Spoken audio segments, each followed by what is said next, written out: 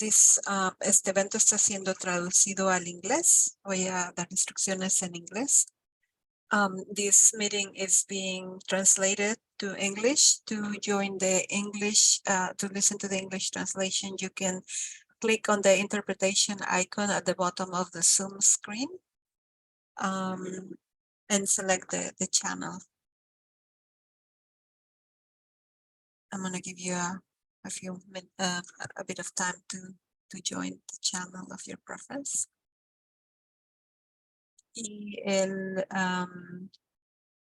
webinar va a estar en español y vamos a grabarlo, lo vamos a compartir la grabación y vamos a dejar las preguntas y respuestas al final de la presentación. Y para hacer sus preguntas pueden apretar el icono de Q y A a la parte baja de la pantalla. Muy bien, vamos a comenzar. Bienvenidos y bienvenidas. Gracias por unirse a este panel. Mi nombre es Ruth Noguerón y hoy vamos a hablar sobre las experiencias de monitoreo comunitario en la Amazonía peruana.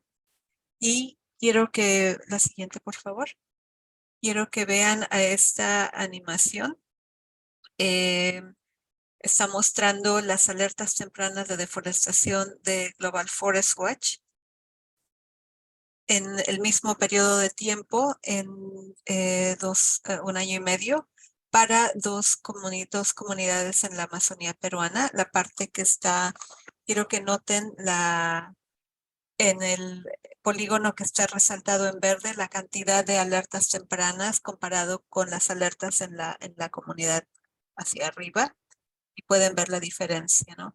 Entonces,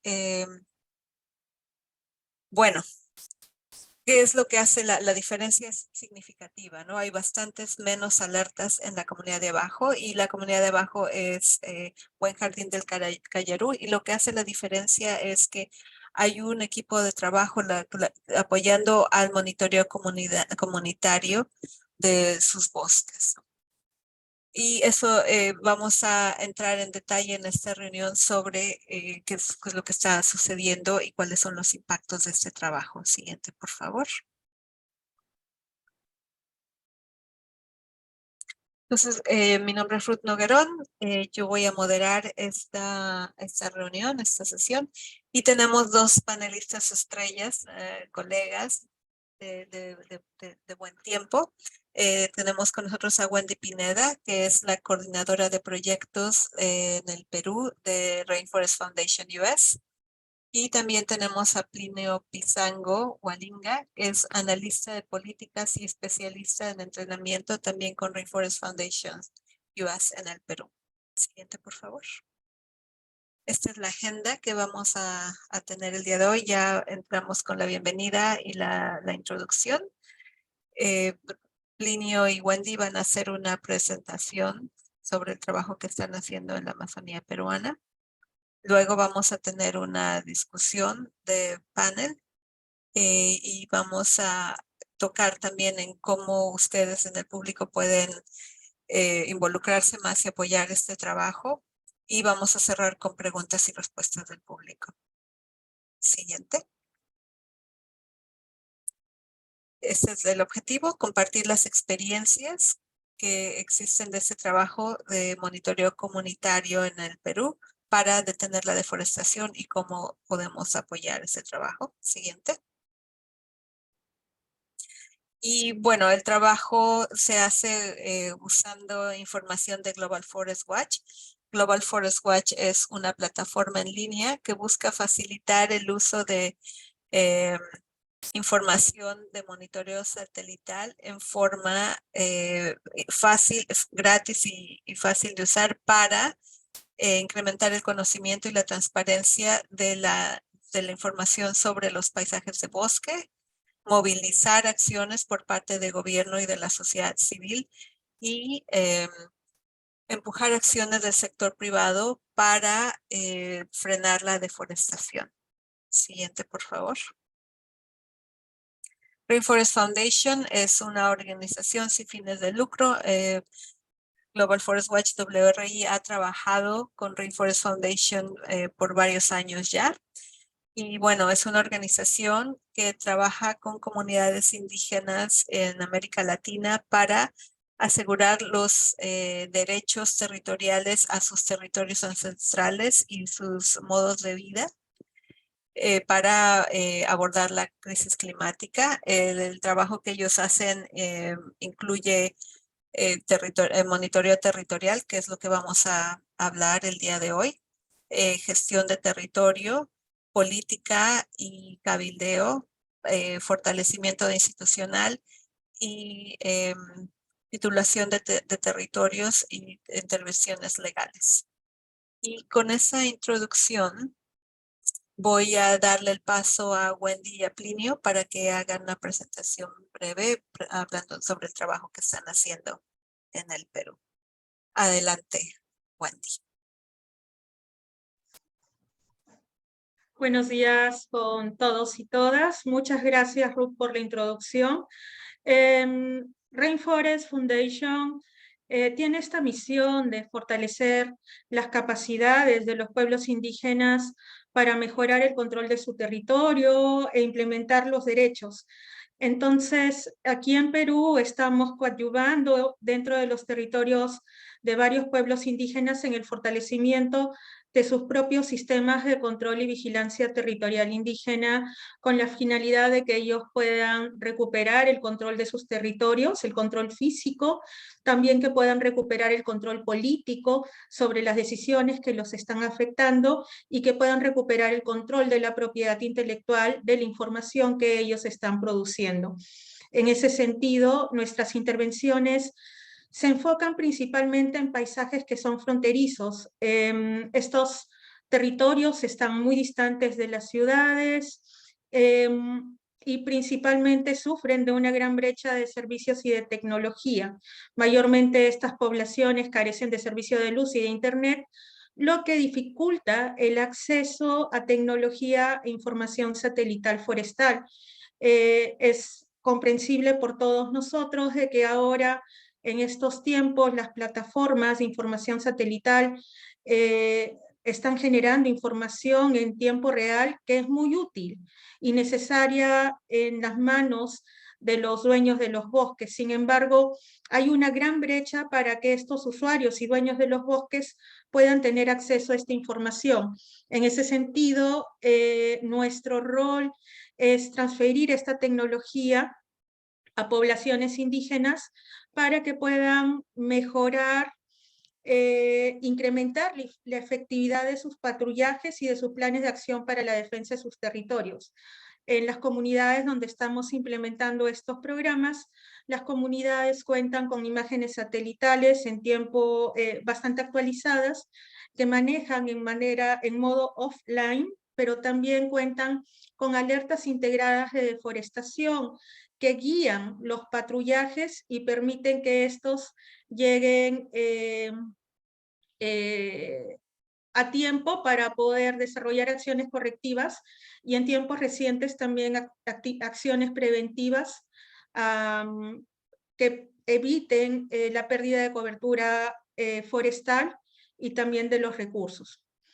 A la fecha hemos fortalecido los sistemas de monitoreo y vigilancia de más de 64 comunidades nativas, de las cuales la mitad ha participado en un estudio desarrollado por la Universidad de Columbia, que determina que en aquellas comunidades que cuentan con información y tecnología, la reducción de la deforestación es mucho más alta que en aquellas que no cuentan con equipos e información. También hemos venido implementando sistemas de incentivos porque comprendemos que estas tareas de las comunidades, de los pueblos indígenas y sus organizaciones en temas de monitoreo y vigilancia son bastante priorizadas y se cree que son libres de costo. Entonces, pretendemos con estos sistemas de incentivos poder facilitar que ellos puedan seguir desarrollando el trabajo en la defensa de sus bosques. Quisiera acotar que el acceso a esta información satelital de las alertas tempranas de deforestación no solo permiten desarrollar acciones correctivas en los bosques, sino que ya después de varios meses y años trabajando con esta información, las comunidades y sus organizaciones representativas tienen la capacidad de análisis instalada para poder prevenir, identificar los patrones de deforestación, los drivers de deforestación antes de que ingresen a los territorios comunales y de esta manera poder fortalecer sus sistemas de gobernanza para poder impedir que estos drivers y que la afectación ingrese a sus territorios comunales. Este sistema tiene varias historias de éxito y que serán contadas por mi compañero Plinio. Bueno, muchas gracias, Wendy. Buenos días a todos. Como parte de las experiencias de éxito implementando o transfiriendo tecnología a las comunidades, podemos mencionar, solo voy a mencionar 4 experiencias de éxito, ¿no? Y es en distintos pueblos, ¿no? Que también trabajamos con pueblos indígenas de los pueblos quichuas, el pueblo shipibo, el pueblo ticuna, ¿no? Donde todo esto nace justamente en los territorios del pueblo shipibo por el año 2017, cuando empezamos todo el tema de transferencia de tecnología. Nos sentamos con ellos específicamente a ver qué es lo que ellos tienen, porque ellos han hecho, no inventamos la pólvora o no llevamos la panacea, sino complementamos actividades preexistentes de control, vigilancia comunal dentro de las mismas comunidades, ¿no? Una de las experiencias de éxito son las comunidades shipibas de Patria Nueva y Nuevo Zaposoa, ¿no? Donde ellos se autodenominaban los cazadores de la deforestación, ¿no? El sistema integrado de las alertas tempranas de deforestación les permitía, a través del uso de un celular, les permitía identificar y hacer el patrullaje de recorrido de identificar las alertas. Entonces ellos se organizaban y decían, vamos a cazar las alertas, vamos a cazar la deforestación, vamos a encasillar a esta deforestación para que nuestro territorio esté libre de deforestación, ¿no? Y ahora la comunidad de Patria Nueva y Nuevo Zaposoa, como han logrado controlar la deforestación, han mejorado sus estructuras de gobernanza, llegaron inclusive a la deforestación neta cero, pasaron a ser ahora parte del Programa Nacional de Conservación de Bosques, ¿no? Que es a través de su programa de las transferencias directas condicionadas. De ahí tenemos la otra experiencia que es en la Triple Frontera, que es la comunidad ticuna de Buen Jardín, ¿no? Una comunidad asediada, encerrada por los cultivos ilícitos o el desarrollo del narcotráfico, ¿no? Producto de toda esta actividad ilegal, ellos perdieron gran parte de su territorio. Perdieron mucha extensión de su territorio. Ellos se titularon cerca de 3.000 hectáreas, pero por el desarrollo de todas estas actividades han ido perdiendo territorio y ahora tienen cerca de 1.000 hectáreas. Entonces ellos decidieron organizarse, dijeron, vamos a cuidar lo poco que nos queda y ese poco que nos queda va a ser nuestro banco, ¿no? Nuestro banco, que podemos hacer un proceso de reforestación, un proceso de recuperación de áreas.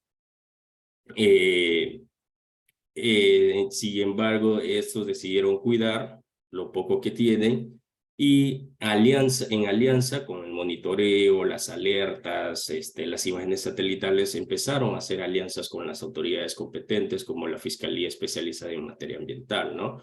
Porque muchas veces las autoridades dicen, no intervenimos mucho en los territorios de las comunidades porque nos dicen que sucede a la vuelta o a la esquina, cruzando el río, la quebrada, y no nos dan un punto específico.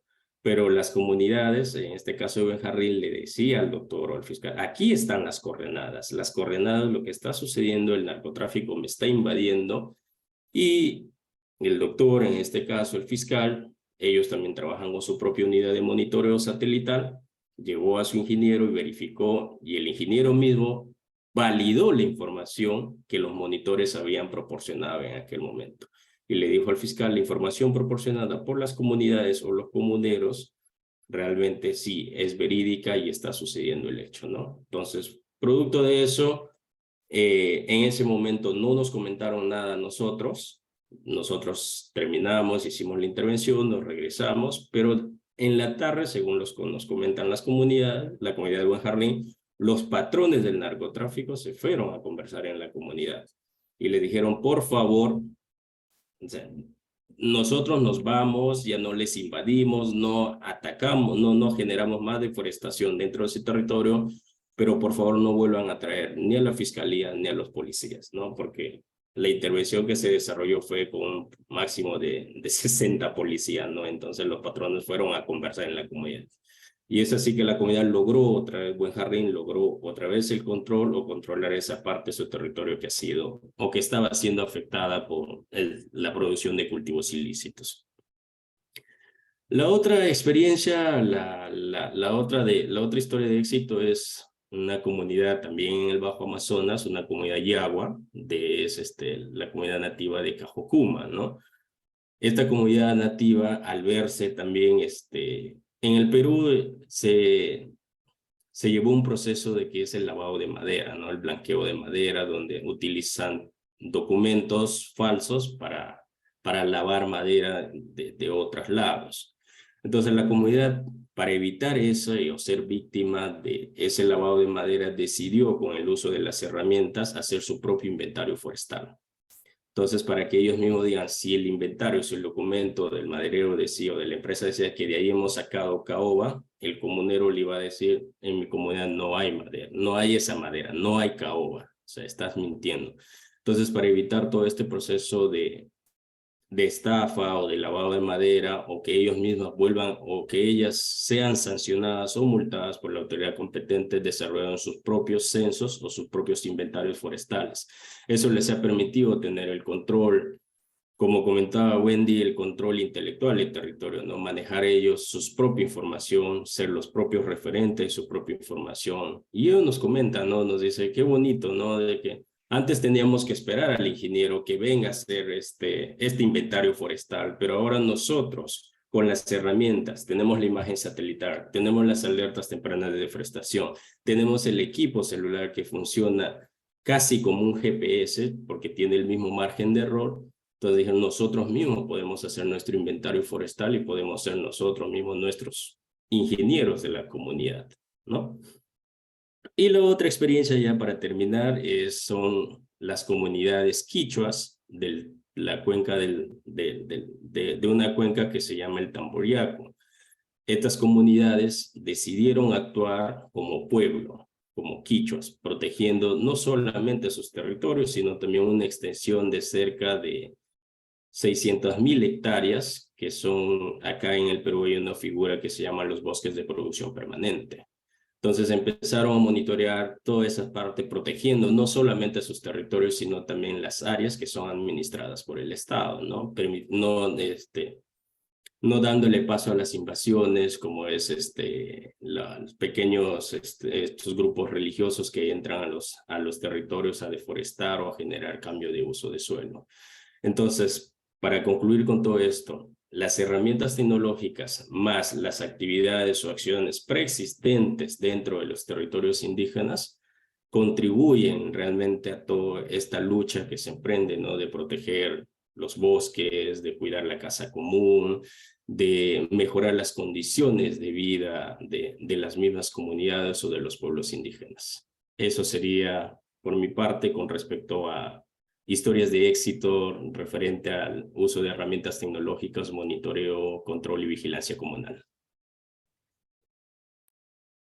Muchas gracias, Wendy y Plinio. Y bueno, felicidades por ese trabajo tan interesante. Después de esta breve presentación, vamos a hacer un pequeño diálogo. Yo tengo unas preguntas preparadas para Wendy y Plinio, y después vamos a pasar a preguntas del público, ¿no? Súper interesante, y bueno, a mí me gusta mucho escuchar las historias las experiencias que ustedes tienen en el campo, ¿no? Y gracias, Plinio, bueno, gracias, Wendy, por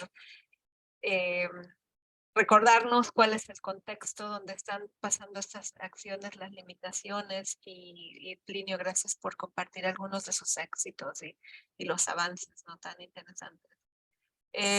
Y bueno, ya se habló un poquito, Wendy estaba mencionando que se ha medido, hubo una disminución de 50% de alertas tempranas perdón, está entrando una llamada aquí, no sé si escuchan. Bueno, perdón. Se disminuyó, gracias a este trabajo de monitoreo, se disminuyó 50% de alertas tempranas de deforestación en los territorios. Y Plinio ya es algo que se puede medir, ¿no? Cuantitativamente lo podemos ver desde nuestras computadoras en Global Forest Watch aquí, ¿no? Pero obviamente los impactos van más allá de la deforestación, y Plinio ya nos dio una probadita de esos impactos en las comunidades, ¿no? Pero, ¿cuáles son los impactos más fuertes, más grandes? Nos hablabas, Plinio, de los éxitos y de las experiencias, pero ¿cuáles han sido los impactos más fuertes en la vida de las comunidades?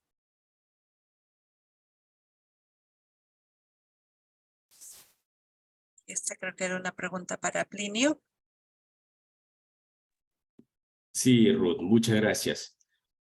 Bueno, dentro de los impactos han sido varios, ¿no? Han sido desde primero que mejora la gobernanza dentro de la comunidad al generar este proceso de transparencia, ¿no? De customización de la información dentro de las comunidades.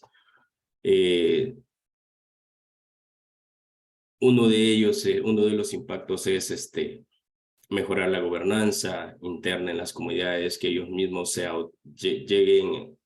lleguen sus propios procesos de autorregulación, ¿no? De cómo ellos se autorregulan internamente con el uso de la información. Otro de los impactos que ha generado es de que las comunidades se han empoderado, o sea, las comunidades están empoderadas, y como comentaba anteriormente, ¿no? Ellos se autodenominan como los propios técnicos o los propios ingenieros de las comunidades, ¿no? Así como el presidente o el ministro o los congresistas tienen sus asesores técnicos, nosotros somos los asesores técnicos de las comunidades, ¿no? El impacto también que se visibiliza es la reducción de la deforestación dentro de los territorios, ¿no? La reducción de actividades ilegales como la tala ilegal, el cambio de uso de suelo, ¿no? Que se viene desarrollando dentro de esos territorios. Y también otro de los impactos es la articulación, como lo comentaba anteriormente Wendy. Trabajamos en zonas muy aisladas, muy distantes de las autoridades que tienen competencia para prevenir los delitos ambientales, ¿no? Entonces las comunidades, con la información que ellos manejan, porque es información precisa, con coordenadas, fotos, etcétera, ha mejorado la relación con las autoridades competentes, ¿no? Ellos tienen línea directa con las autoridades competentes para prevenir, para mitigar, para contrarrestar los impactos de los delitos ambientales, ¿no? También otro de los impactos es la combinación de conocimientos tradicionales para el control y vigilancia con estas herramientas, ¿no? No es de que se hace un proceso de que esta es la forma de vigilar o esta es la forma de monitorear, ¿no? Sino ellos mismos se revalorizan los conocimientos tradicionales que ellos tienen de control y vigilancia frente a las nuevas herramientas, ¿no? Quizás Wendy me pudiera complementar en ese aspecto.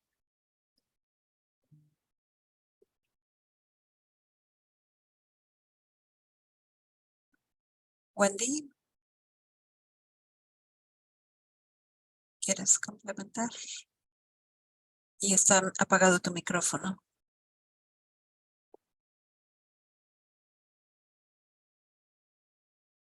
No, creo que es bastante completa lo que ha explicado Plinio. Bueno, otra pregunta, y aquí en esta foto podemos ver a una mujer aquí en la orilla, ¿no? Hemos visto mujeres como Betty Rubio surgir como usuarios expertos de las alertas tempranas de deforestación de Global Forest Watch, los dispositivos móviles, pero bueno, todo esto sucede en un ambiente donde todavía bastante tradicional, dominado por los hombres, ¿no? ¿Qué acciones, cuáles son los desafíos principales que han tenido en estas circunstancias y cómo han ustedes tenido que modificar o adaptar su trabajo para lidiar con este tipo de situaciones y contextos? Gracias, Ruth. Es para nosotros siempre emocionante hablar de temas de equidad de género en espacios de territorio y control forestal, que son básicamente espacios bastante masculinizados. Hemos tenido bastantes desafíos para poder mejorar la participación de las mujeres indígenas y que también haya una mayor distribución de beneficios de los proyectos para, para las mujeres amazónicas. Hemos profundizado mucho en las causas y excusas que dificultan el acceso a las mujeres indígenas al fortalecimiento de capacidades, en los espacios de toma de decisión y principalmente en el ejercicio de acciones en temas ambientales o territoriales, que son básicamente un espacio que es público y que es mayormente dominado por el género masculino. En ese sentido, y quisiera resaltar la alianza que tenemos con el proyecto Prevenir USAID, hemos estado desarrollando microdiagnósticos para poder escuchar desde las mismas comunidades, desde los hombres y las mujeres de las comunidades con las que trabajamos, cuáles son estas soluciones que vienen desde adentro, que son culturalmente sostenibles y que son identificadas y reconocidas por las mismas asambleas comunales, y estas soluciones que vienen desde adentro las hemos convertido en medidas afirmativas que cuentan con un presupuesto específico dentro de la implementación de las actividades.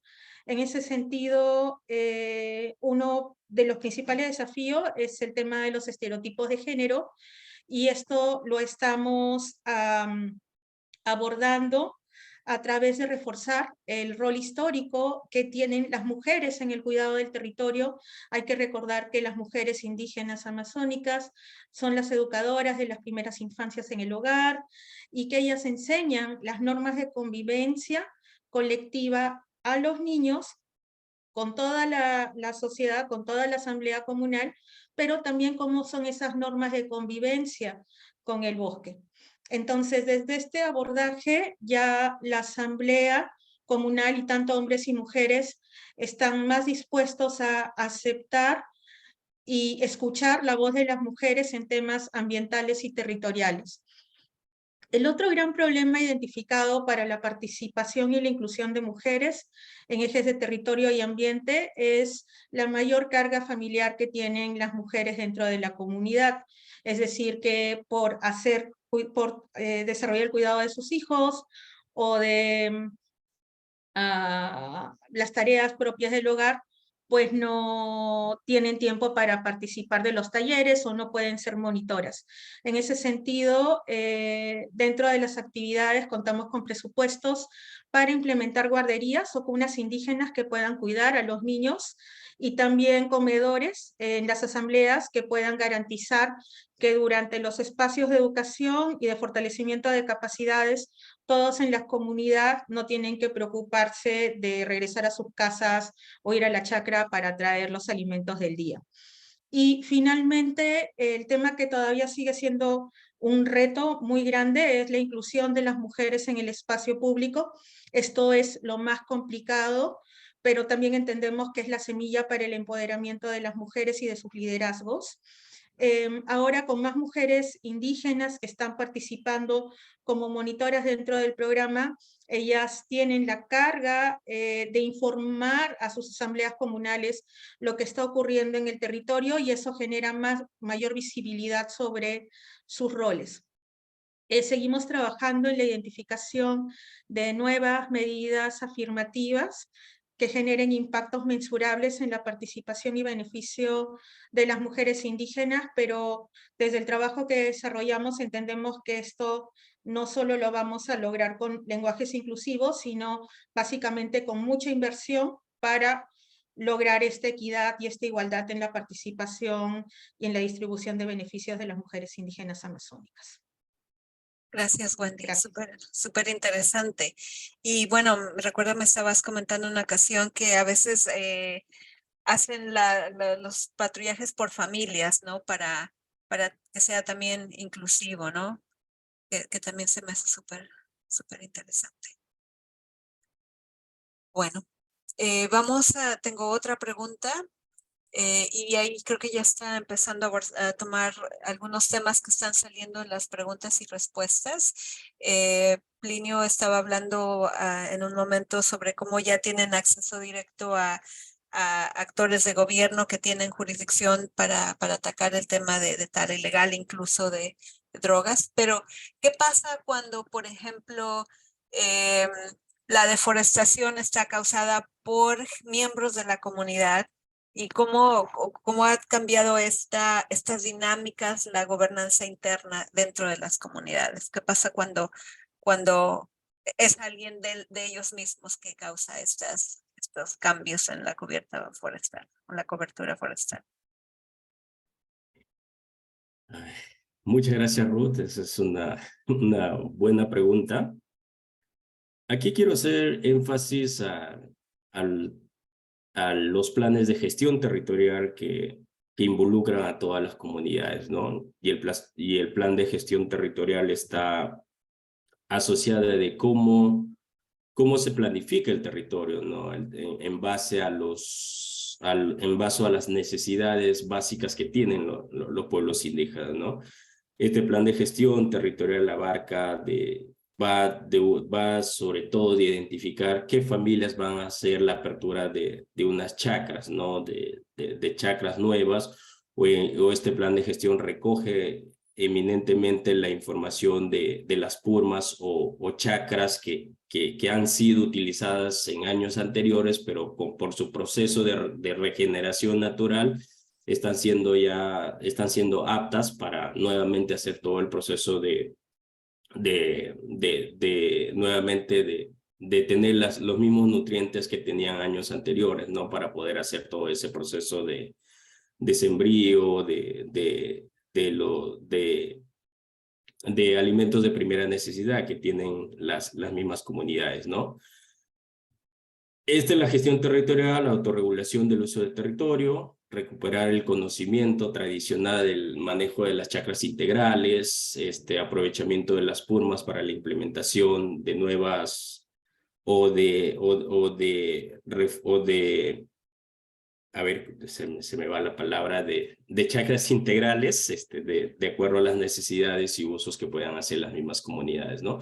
Y todo eso se trabaja en asamblea comunal a través donde ellos dibujan su territorio, el polígono de su territorio, y ellos van identificando, en este año vamos a hacer el chacra acá, o este año vamos a aprovechar esta purma, ¿no? Esta purma que ya está apta para poder nuevamente volver a sembrarlo, ¿no?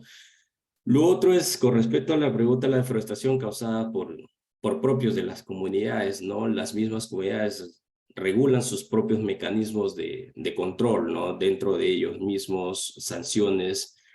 Como están bien empoderadas, la asamblea comunal aplica sus mecanismos internos correctivos de sanción. Por ejemplo, si una familia X de una comunidad ha deforestado para hacer chacra, entonces la en asamblea se reúne y dicen, ok, de acuerdo al daño, al impacto generado por esta familia, la asamblea decide entonces sancionar a esa familia diciéndoles que tienen que reforestar la cantidad de árboles o la cantidad de hectáreas que ha sido afectada, ¿no?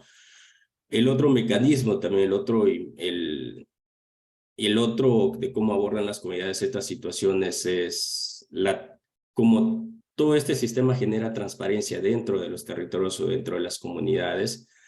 Muchas veces ha generado que las mismas comunidades desarrollen sus propios sistemas de cambio de autoridades, ¿no? Porque inclusive la misma autoridad comunal está involucrada en muchos procesos, ¿no? Que da permiso o da autorización para el uso o genera deforestación dentro de los mismos territorios. Entonces la misma comunidad, la misma asamblea decide y destituye al funcionario, o perdón, al APU o al presidente de la comunidad, ¿no? Entonces, como podemos ver en las láminas, ¿no? Ahí en la lámina, en la primera foto de la mano derecha, ahí vemos una familia que está haciendo su proceso de medición para la reforestación de nuevas plantas, lo que han sido afectado, lo que ha sido tumbado, llevan procesos de entrenamiento, capacitación para que ellos puedan reforestar la misma planta. Y también lo otro es, hacen el inventario o el monitoreo como pago o servicio a la comunidad, ¿no? Dentro de los espacios comunales. Gracias, Plinio. Muy interesante. Y bueno, tengo una última pregunta. Ya hablamos un poco sobre, bueno, los impactos, los resultados del monitoreo comunitario usando los datos de Global Forest Watch, las acciones que se toman y, bueno, ya las comunidades, el empoderamiento que tienen de sus territorios, ¿no? Y los controles internos para controlar la deforestación. Pero una vez que ya tienen asegurado, tienen autoridad sobre sus territorios, ¿qué es lo que están haciendo, ¿no? Con los territorios ahora y pensando un poquito en la sostenibilidad a largo plazo del monitoreo, ¿no? ¿Qué acciones o de dónde creen ustedes que pueden avenidas, formas de recaudar financiamiento para seguir el trabajo de monitoreo y también para sus propias formas de vida, ¿no? Seguir supervivencia? ¿Qué pasa después del monitoreo que ya tienen autoridad sobre sus territorios? ¿Qué actividades están haciendo? Es muy importante hablar de la sostenibilidad y de cómo estos sistemas se van a mantener vigentes. Es importante también mencionar que estos sistemas no han sido inventados por nosotros, sino que básicamente estamos rescatando los sistemas que están funcionando dentro de las comunidades y fortaleciéndolos con tecnología. Otro punto importante es mencionar que no trabajamos a nivel de autoridades comunales o solo de la figura de monitores o monitoras, sino es un trabajo con toda la asamblea comunal. Los análisis del avance, de la deforestación, de los patrones de deforestación, de los drivers de deforestación, se hacen en colectivo junto con toda la asamblea comunal. Es información que principalmente promueve la decisión de la toma de decisiones internas. Y al ocurrir esto hace que el sistema de monitoreo y de empoderamiento con la información local se convierta en un eje transversal para las distintas actividades de gestión territorial. Algunos ejemplos es que las comunidades están desarrollando, como decía Plinio, sus propios planes de manejo territorial. Básicamente contienen zonificación, de dónde están los productos que quieren aprovechar, cuáles son las barreras para su aprovechamiento. También, por ejemplo, en las comunidades ticunas, donde ha habido una gran afectación de los bosques por cambio de uso de suelo para cultivo de hoja de coca, están identificando las áreas degradadas por estas aspersiones que hacen con químicos a las chacras y están generando acciones de restauración, de restauración y de reforestación en estos ámbitos. También la tecnología en manos de los artesanos de las comunidades de este sector ha permitido identificar un tema grave y grande que antes ellos no lo veían. Ellos tienen un gran consumo de especies forestales, especies maderables, especies no maderables para la construcción y diseño de sus artesanías, que son vendidas en los circuitos turísticos, y con los equipos han desarrollado la trazabilidad de dónde obtienen esta materia prima y se dieron cuenta que, por ejemplo, especies muy importantes como la yanchama o la guarumá ya no están en los territorios peruanos, sino que están trayéndolas de territorios colombianos. Y esto ha promovido que las comunidades empiecen a diseñar el repoblamiento de sus bosques con este tipo de especies forestales. Otro tema interesante en la reflexión y aprendizaje con la tecnología es que estas comunidades ahora son más conscientes de la diversidad forestal que han ido perdiendo en el tiempo, y hasta antes de la pandemia empezaron a desarrollar trueques de árboles. Entonces entre las distintas comunidades se preguntaban, oye, ¿tú todavía tienes semillero de caobas? Y ellos decían, sí, bueno, te cambio una caoba por 2 árboles de aceite que tengo en mi comunidad. Entonces empezaron a intercambiar árboles de comunidades vecinas para incrementar el valor y la diversidad de sus propios bosques.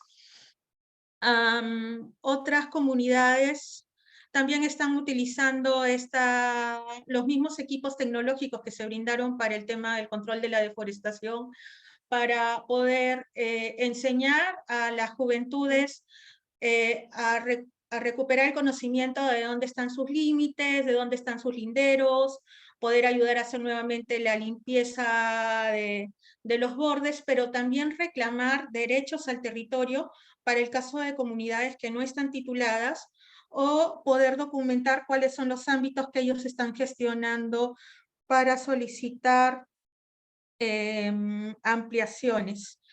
Cabe mencionar que también hay una fuerte articulación con autoridades estatales, quienes al ver que estas comunidades están conformando, ya no trabajan solas, sino que conforman redes de monitoreo, están apoyando en el reconocimiento, institucionalización de su rol, con el reconocimiento de su tarea como custodios forestales, y también otras instituciones como Sinfor están capacitándolas para que ellos puedan replicar capacitaciones respecto a herramientas como la mochila forestal, que habla sobre delitos ambientales, que enseña cómo hacer el aprovechamiento forestal comunitario de manera legal. Entonces, creo que lo importante, la lección que nos está dejando varios años de experiencia es que las comunidades se han cansado solo de reportar y registrar lo que están perdiendo, y ahora también están utilizando la tecnología para registrar lo que tienen que cuidar o aprovechar mejor, y lo que quieren recuperar. Creo que eso es todo. Gracias, Wendy. Y bueno, con esto concluimos la ronda de preguntas que yo tenía preparadas. Vamos a terminar esta parte, y bueno, quiero dejar aquí, este es el sitio de web de Rainforest Foundation US, donde todos ustedes pueden visitar, suscribirse a los boletines que ellos tienen para aprender más detalles sobre este trabajo. Y también hay una parte de esa página donde 10 cosas que ustedes pueden hacer para apoyar este trabajo y para salvar los bosques tropicales. Tenemos 15 minutos en este webinar y tenemos varias preguntas, bastantes preguntas. Muchas gracias por todas sus preguntas. Hay una interesante, no vamos a tener tiempo de responder a todas, pero vamos a hacer lo más posible. Voy a pedirles que sean breves, Plinio y Wendy. Hay una pregunta interesante, si pueden describir de una forma muy concreta cómo se hace el monitoreo comunitario con las alertas tempranas, que es la base de todo este trabajo.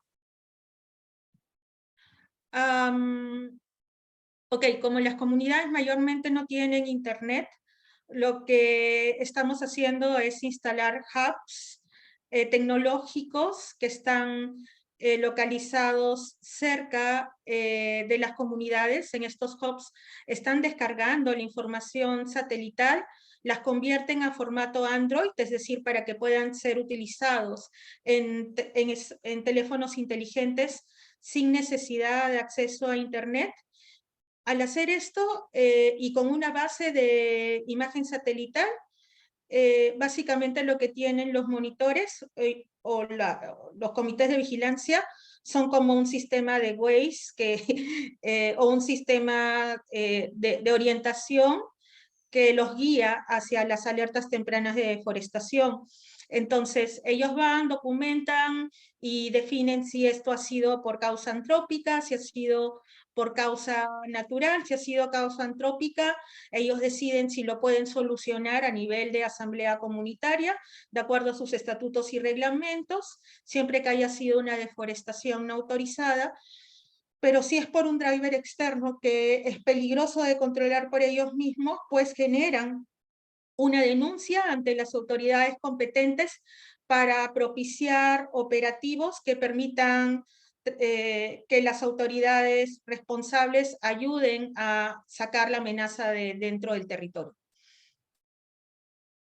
Gracias, Wendy. Y ahí también respondiste otra pregunta que era, una vez que las acciones ilegales se han identificado, ¿cómo responden las comunidades? Y cómo se logra el cumplimiento de la ley y la expulsión de los invasores, ¿no? Y también Plinio habló un poquito sobre eso en su presentación, cuando hablaba de la articulación con los fiscales, pero no sé, tal vez quieren ahondar un poquito más o hay alguna experiencia más específica que quieran resaltar sobre ese tema de control y coordinación con las autoridades.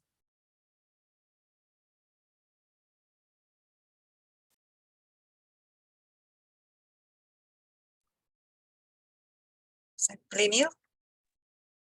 Disculpa, Ruth, estaba buscando para activar el micrófono. A ver, sí, la información que producen los mismos monitores es información real, información de campo, y esta información es muy útil y muy valiosa para la intervención de las autoridades, ¿no? Porque es una información que tiene coordenadas, es una información que tiene...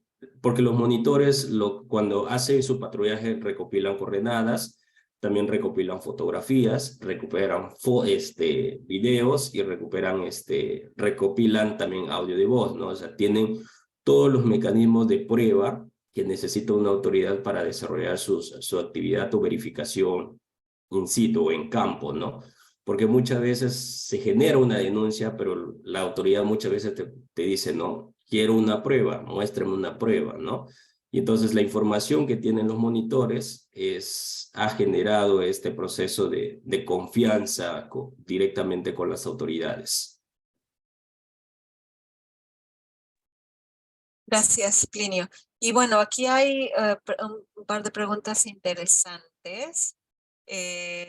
Siguiendo este tema de las amenazas tan severas que pueden existir.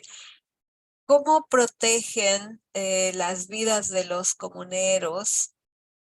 Porque precisamente viven en estos contextos bastante peligrosos también, ¿no? Especialmente cuando se habla de tráfico de drogas. ¿Qué medidas se toman para asegurar la protección de las vidas de los comuneros que hacen el monitoreo?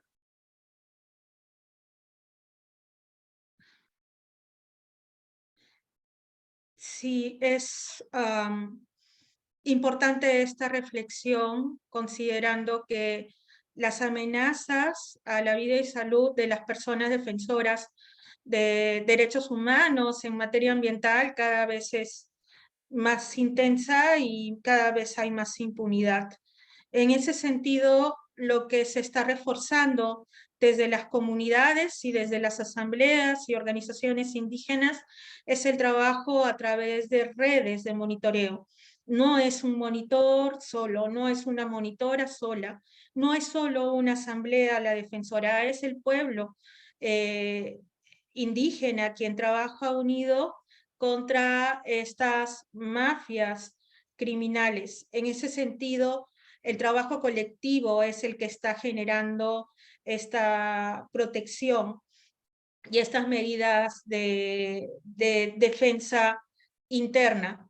Sin embargo, también estos monitores, se trabaja en el tema de activismo sostenibles, es decir, evitar que los monitores sean expuestos a situaciones donde hay o donde se ha identificado que hay riesgos.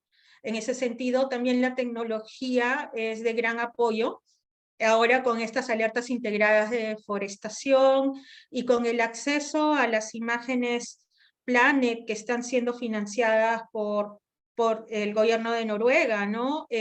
Mucho de este monitoreo se puede desarrollar, no es necesario exponerse para poder identificar el driver de deforestación, sino que es un monitoreo que también en algunos de los casos donde hay mucha peligrosidad se puede desarrollar de manera remota.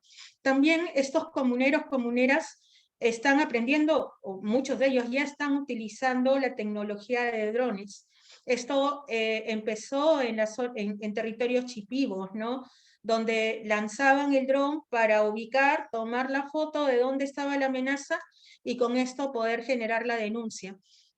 Y no es necesario para desarrollar este tipo de control o monitoreo exponerse ante el actor criminal.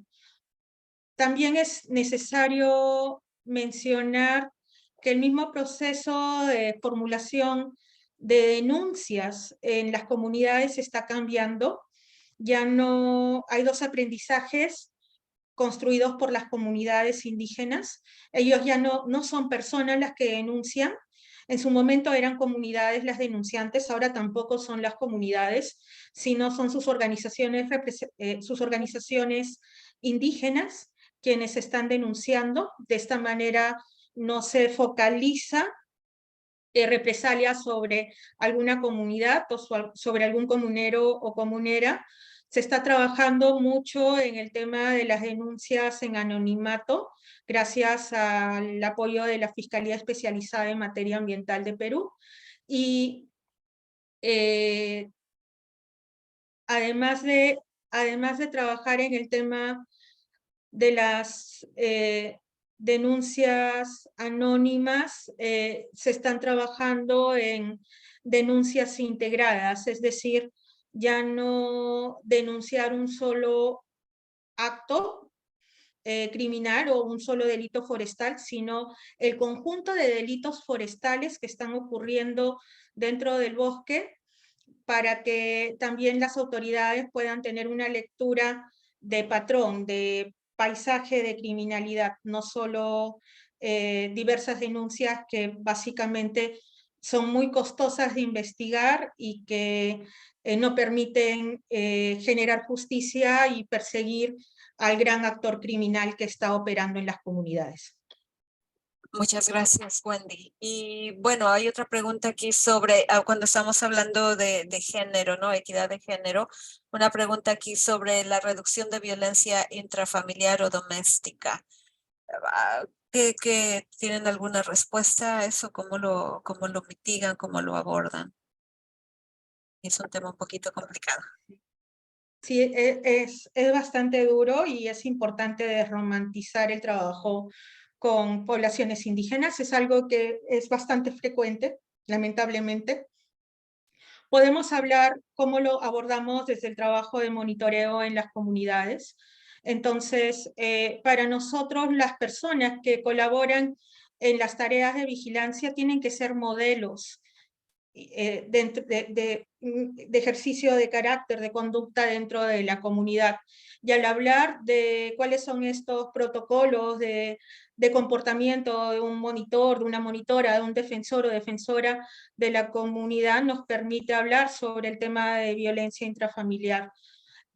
También hemos visto que cuando las mujeres en temas de territorio y en temas ambientales son demasiado expuestas, se puede estar generando una presión para violencia intrafamiliar o violencia comunal, porque no solo son los varones los que ejercen violencia contra las mujeres, sino también hay muchas mujeres dentro de las mismas comunidades que al ver estos cambios en los roles, también afectan a otras comuneras que están tratando de fortalecer sus liderazgos dentro de la comunidad. En ese sentido, hemos promovido lo que mencionaba Ruth y me había olvidado, esta práctica, esta medida afirmativa de promover el monitoreo familiar, que fue una respuesta de varios hombres y mujeres para que las mujeres puedan participar dentro del monitoreo. Es decir, si hay una mujer que es monitora y su compañero quiere participar en el sistema de monitoreo, es bienvenido al sistema. Tenemos ahora varias familias monitoras, hombre y mujer, trabajando, así como trabajan en la chacra, también trabajan juntos en la defensa del territorio. Entonces, a veces estamos viendo a hombre y mujer que están yendo a hacer sus patrullajes de manera conjunta y de esta manera se van mitigando las voces que intentan mantener el status quo de la mujer en la casa y no en el territorio o no cuidando el territorio. Muchas gracias. Gracias. Y bueno, ya estamos casi a la hora y tenemos bastantes preguntas que desafortunadamente no nos va a dar tiempo de resolver. Preguntas sobre escalando este tipo de trabajo, preguntas sobre el posible prejuicio de la tecnología, que son temas súper interesantes, pero desafortunadamente no tenemos tiempo. Vamos a terminar, Wendy, para todos los que nos están escuchando. Estamos grabando esta sesión, la vamos a compartir, también vamos a compartir la presentación con todos ustedes en un par de días. En el chat mi compañera Isabela Barriga ha puesto el sitio de web de Rainforest Foundation US, donde pueden aprender más sobre el trabajo. No sé, Wendy, Plinio, si quieren también compartir en el chat sus correos de email para que las personas que tengan más preguntas puedan comunicarse con ustedes o también, sí, me imagino que habrá oportunidades de colaborar. Y bueno, sin más de mi parte, no sé, Wendy, Plinio, ¿tienen algunas palabras finales?